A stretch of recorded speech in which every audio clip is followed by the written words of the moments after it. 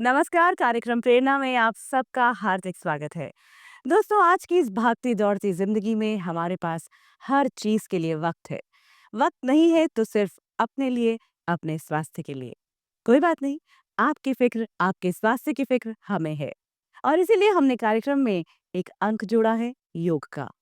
पिछले सप्ताह हमने बात की थी ब्रीदिंग एक्सरसाइजेस की। और हमने साथ में ये भी बताया था कि योगासन को सही तरीके से करना चाहिए और नियमित रूप से करने पर ही लाभ होता है। आज चर्चा करते हैं लूजनिंग अप एक्सरसाइजेस की। और इसके बारे में हमें ज्यादा जानकारी दे रहे हैं आचार्य अनिल शरद जी। सुप्रभातम। आज के इस योगा अभ्यास सत्र में आपका फिर से स्वागत है। हमने पिछले सत्र में आपको ब्रीदिंग एक्सरसाइज, श्वास प्रश्वास की क्रियाओं की जानकारी दी, जो आपने खड़े होके, बैठ के और पीठ के बल लेट के की। आशा है आप इससे लाभान्वित हो रहे होंगे। इसी क्रम में आपको आगे जानकारी देते हैं शीतलीकरण व्यायाम यानी लूजनिंग और ट्विस्टिंग एक्सरसाइज की। आइए इसका आरंभ हम जॉगिंग से करें, जो कि 4 चरणों में। सबसे पहले सिंपल जॉगिंग शुरू करें। 1 2 1 2 1 2 और निरंतर गति को बढ़ाते जाइए। 2 बैकवर्ड जॉगिंग, अपने एड़ियों से अपने नितंबों में प्रहार करें। 1 2 1 2 1 2 गति को निरंतर बढ़ाते जाइए। 3 साइडवर्ड जॉगिंग, एड़ियों से कोहनियों को छूने की कोशिश कीजिए। 1 2 1 2 गति को निरंतर बढ़ाते जाइए। 4 फ्रंट जॉगिंग, आंशिक रूप से पीछे झुकें और अपने छाती तक घुटनों को लेके आएं। गति को निरंतर बढ़ाते जाएं। मुख्य धुति, आगे झुक जाएं, अपने हाथों को अपने घुटनों पर रख लें और श्वास को मुख के भांति बाहर निकालिए। जॉगिंग के द्वारा जो आपकी सेल्स ने विषैली गैसें आपके फेफड़ों में इकट्ठी कर दी, आपने उसे बाहर निकाल दिया। आपका शरीर ऑक्सीजन से युक्त हो गया। आप प्रसन्न और प्रफुल्लित हो गए। 1 मिनट की जॉगिंग करने से आपको 1 किलोमीटर के वॉक का लाभ मिल जाता है। किसी कारण से आप मॉर्निंग वॉक पे ना जा सकें, बारिश या कोई और कारण, आप घर में ही 5 मिनट की जॉगिंग कर लें, आपको 5 मिनट 5 किलोमीटर की वॉक के लाभ स्वतः ही प्राप्त हो जाएंगे। जॉगिंग उच्च रक्तचाप, डायबिटीज़ और हृदय रोगियों के निवारण में प्रमुख रूप से सहायक है। आइए आपको अगली लूजनिंग एक्सरसाइज की जानकारी दें। साइडवर्ड बेंड, दोनों पैरों में 1 मीटर का अंतर करें, दोनों हाथों को फैला लें। दाहिनी तरफ से झुकते हुए दाएं हाथ से दाएं टखने तक पहुंचे। बाएं तरफ से झुकते हुए बाएं हाथ से बाएं टखने तक पहुंचे। अब इसी अभ्यास को गति से करें। 1 2 1 2, धीरे धीरे गति को बढ़ाते जाएं। साइड बेंड करने से आपकी मेरुदंड स्पाइन लचीली हो जाती है और आपके वेस्ट रीजन पे जो एक्सेसिव फ्लैप है, ये खुद ब खुद खत्म हो जाता है। आइए यहाँ से हम आपको अगला शीतलीकरण व्यायाम फ्रंट एंड बैकवर्ड बेंडिंग बताएं। अपनी टांगों को जोड़ लीजिए या आंशिक रूप से आप उन्हें खोल भी सकते हैं। श्वास लेते हुए दोनों हाथों को ऊपर लेके जाइए। श्वास छोड़ते हुए धीरे से नीचे आइए। अब इसी अभ्यास को गति से कीजिए। 1 2 1 2 1 2 1 2, गति निरंतर बढ़ाते जाइए अपनी क्षमता अनुसार। इस अभ्यास से आपकी मेरुदंड लचीली हो जाती है और पेट के समस्त विकार शैने शैने समाप्त हो जाते हैं। धीरे धीरे इस अभ्यास को संपन्न करें और ट्विस्टिंग एक्सरसाइज के लिए अपने को तैयार करें। दोनों पैरों के बीच में फिर से 1 मीटर का अंतर करें। दोनों हाथों को सहजता से अपनी छाती पर रख लें। ट्विस्टिंग का अभिप्राय है शरीर को मोड़ना या निचोड़ना। शरीर का निचला हिस्सा वैसे ही रहेगा, आप ऊपरी हिस्से से घूमेंगे और पीछे से पीछे आएंगे। श्वास छोड़ते हुए दाईं तरफ घूमिए, श्वास छोड़ते हुए बाईं तरफ घूमिए। अब इसी अभ्यास को गति दीजिए। गति को धीरे धीरे बढ़ाते जाइए।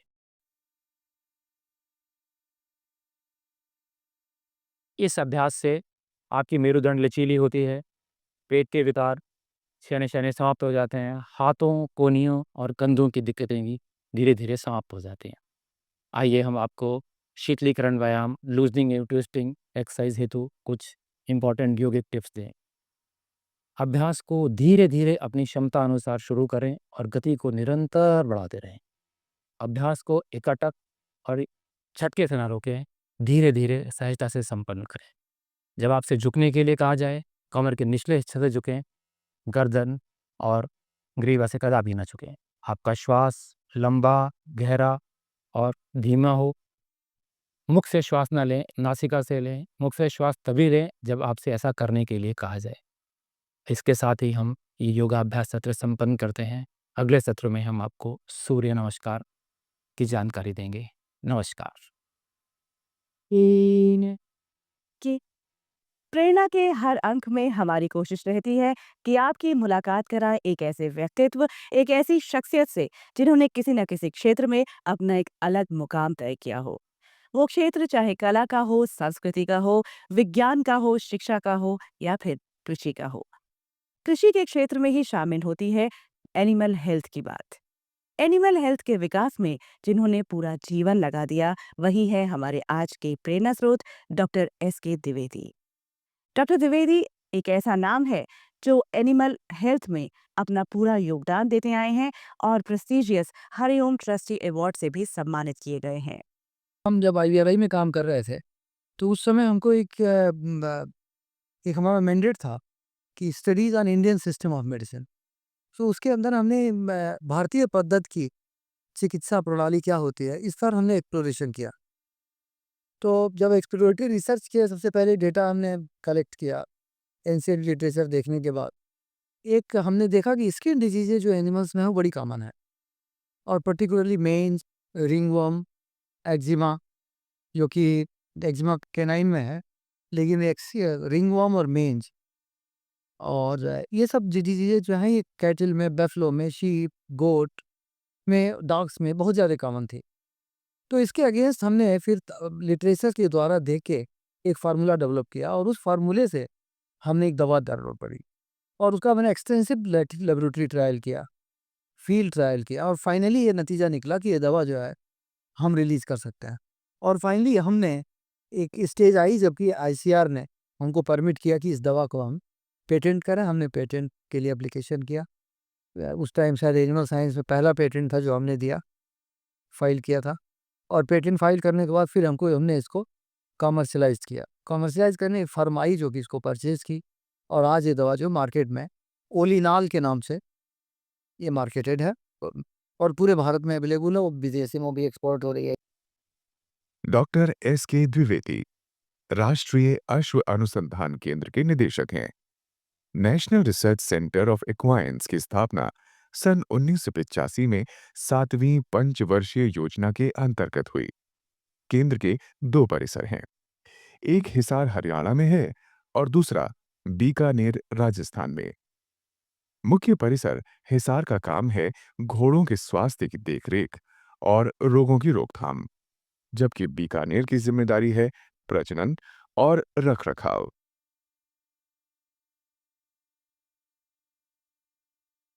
हमारे 3 उद्देश्य मुख्य रूप से भारत सरकार द्वारा हमको दिए गए हैं। वो यह है कि अश्वों के रोगों का निदान, उनका उपचार और उनकी रोकथाम पूरे भारत में, ये हमको करने का जिम्मा दिया गया है। और इसके द्वारा अश्वों की जितनी भी बीमारियां हैं, उनकी हम पूरे देश में निगरानी रखते हैं, जिसको अंग्रेजी में हम सर्विलेंस और मॉनिटरिंग कहते हैं।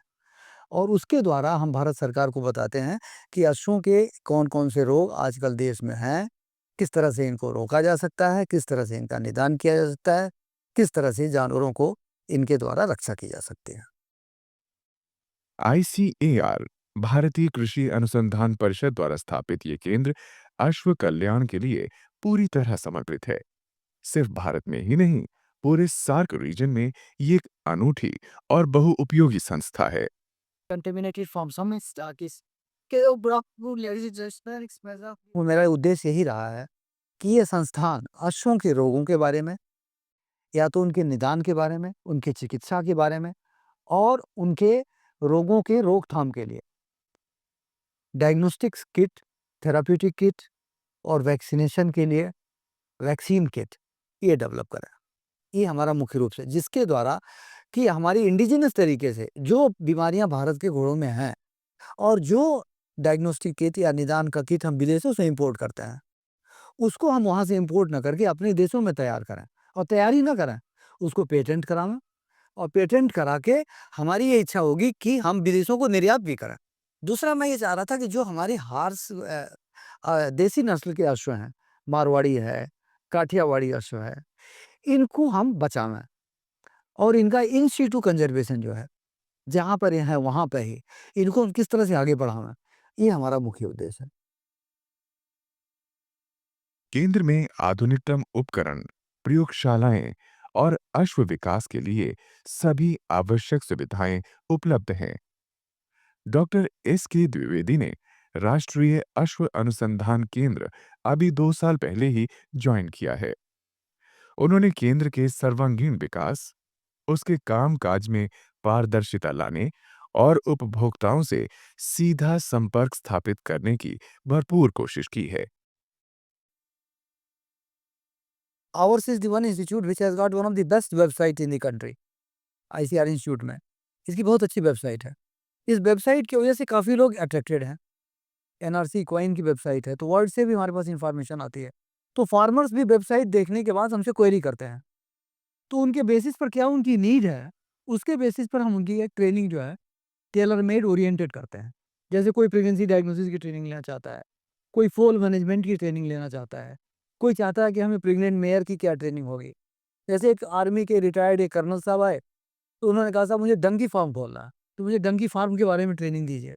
तो that is how we give important training according to the need of the people. The second thing is that we give training to the trainers. Trainers are the veterinarians. तो veterinarian के एक updating knowledge होती है, particularly equine के field में हम वेटनेरियंस को training देते हैं, करीब करीब हर साल 2-3 ट्रेनिंग देते हैं, इक्वाइन हेल्थ में भी, इक्वाइन मैनेजमेंट में भी। डॉक्टर द्विवेदी वर्काहॉलिक थे, देर से घर लौटते हैं और सुबह जल्दी निकल जाते हैं।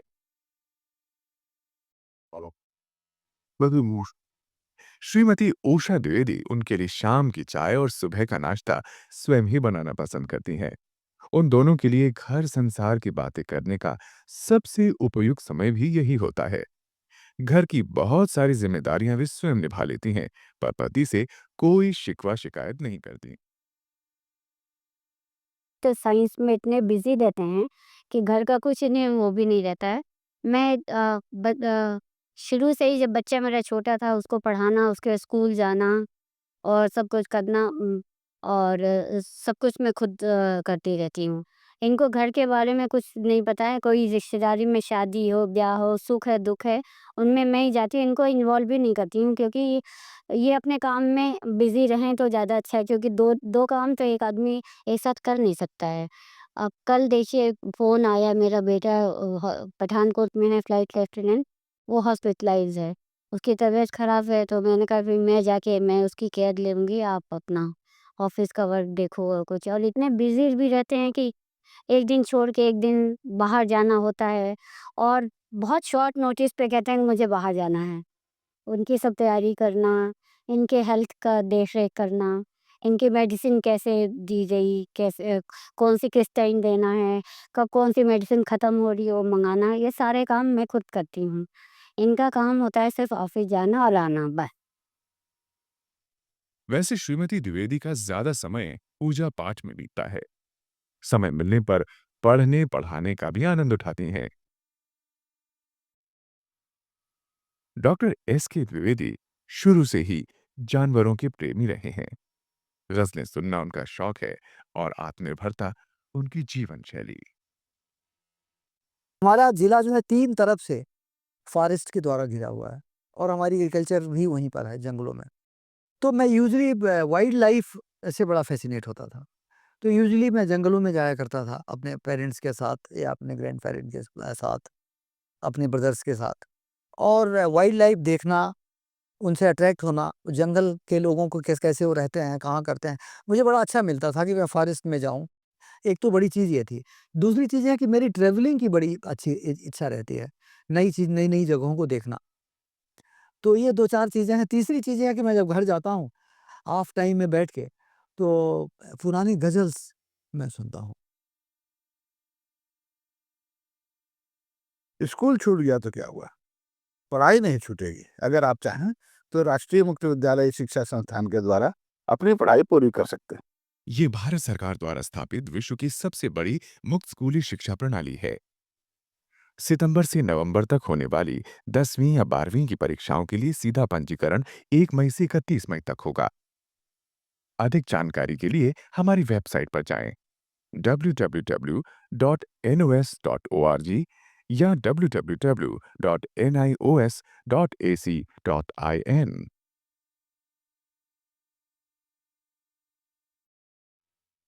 और अब बारी है हमारे वीकली न्यूज़ सेगमेंट की। हमारी कोशिश रहती है कि देश के किसी कोने में भी कोई खास खबर हो तो हम आपके लिए लेकर आएं। आइए देखते हैं आज चर्चा में क्या है।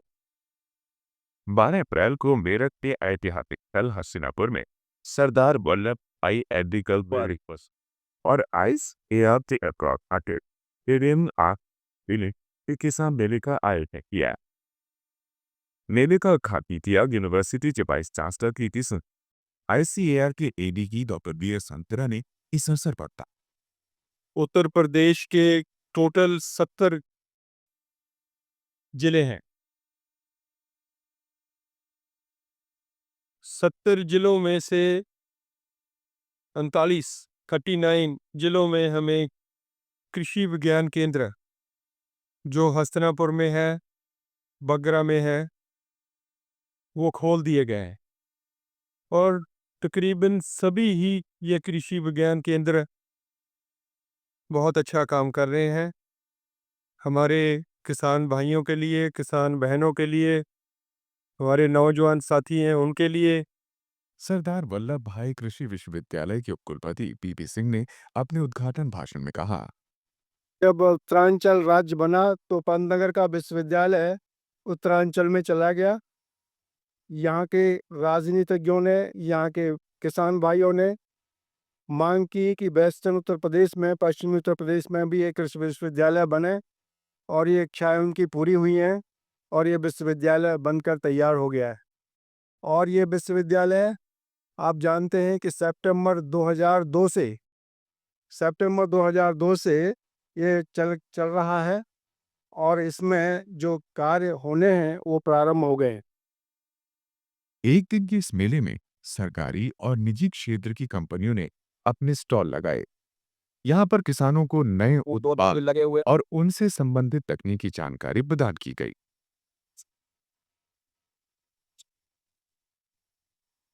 ICICI की प्रवक्ता ने इस अवसर पर बोलते हुए कहा, किसानों के लिए जितने भी प्रोडक्ट्स एक किसान उम्मीद कर सकता है वो सब हैं, चाहे वो उनके ट्रैक्टर के लिए हो, चाहे उनकी सीड्स के लिए हो, पंप सेट हो, चाहे हैंड पंप हो।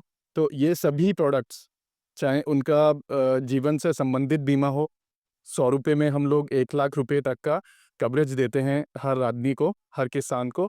तो यही हम सारे प्रोडक्ट्स आज यहाँ पे प्रमोट कर रहे हैं। हालांकि बहुत से किसान कटाई के कारण खलिहानों में व्यस्त थे, मगर फिर भी बहुत बड़ी संख्या में उन्होंने इस मेले में भाग लिया और इसे उपयोगी बताया।